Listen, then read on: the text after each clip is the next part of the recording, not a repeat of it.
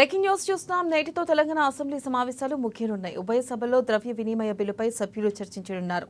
దీంతో పాటు కాగ్ నివేదికలను ప్రవేశపెట్టింది. కొన్ని రోజులుగా సాగుతున్న ప్రశ్నోత్తరాల రద్దు ఇవాళ కూడా అసెంబ్లీ కౌన్సిల్లో కొనసాగనుంది.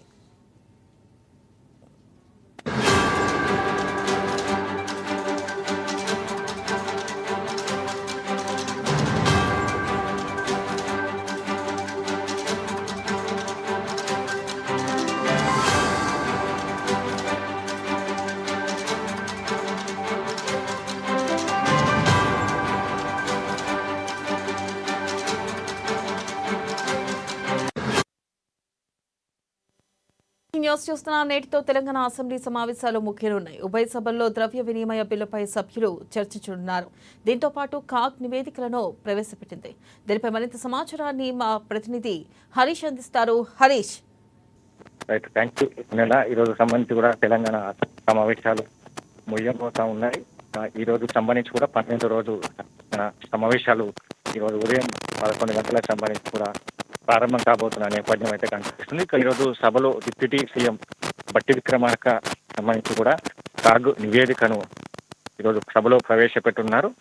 మరోవైపు సీఎం రేవంత్ రెడ్డికి సంబంధించి ఆయన డీలిమిటేషన్ సంబంధించి కూడా సభలో సంబంధించి కూడా ఈ బిల్లును ప్రవేశపెట్టి చర్చించనున్న నేపథ్యం అయితే కనిపిస్తుంది.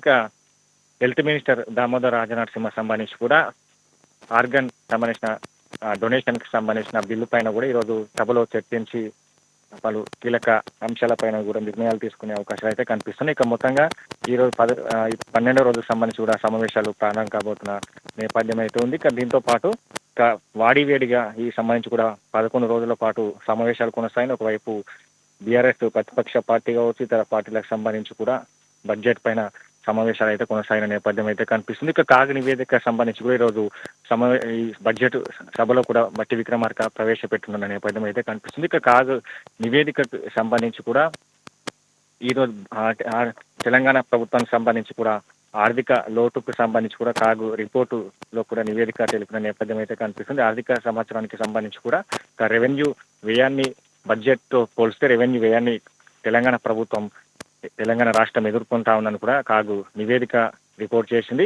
ఈ అంశాలన్నిటిపైన కూడా ఈరోజు సభలో బట్టి విక్రమార్క సంబంధించిన రిపోర్ట్ పైన ప్రవేశపెట్టి చర్చించి నిర్ణయం తీసుకునే అవకాశం అయితే కనిపిస్తుంది. వార్షిక బడ్జెట్ కు సంబంధించి కూడా భారీ రెవెన్యూ లోటుకు సంబంధించి కూడా కాగ్ తెలంగాణ రాష్ట్రం ఎదుర్కొంటున్నట్టుగా కూడా కాగ్ నివేదిక తెలిపిన నేపథ్యం అయితే కనిపిస్తుంది. కాబట్టి రెవెన్యూ అంచనాలు కావచ్చు, రెవెన్యూ సంబంధించిన మిగులు కావచ్చు, ఆర్థిక లోటుకు సంబంధించి కూడా ఈ అంశాలపైన కూడా ఈరోజు సభలో చర్చకు వచ్చే అవకాశాలు అయితే కనిపిస్తా ఉన్నాయి.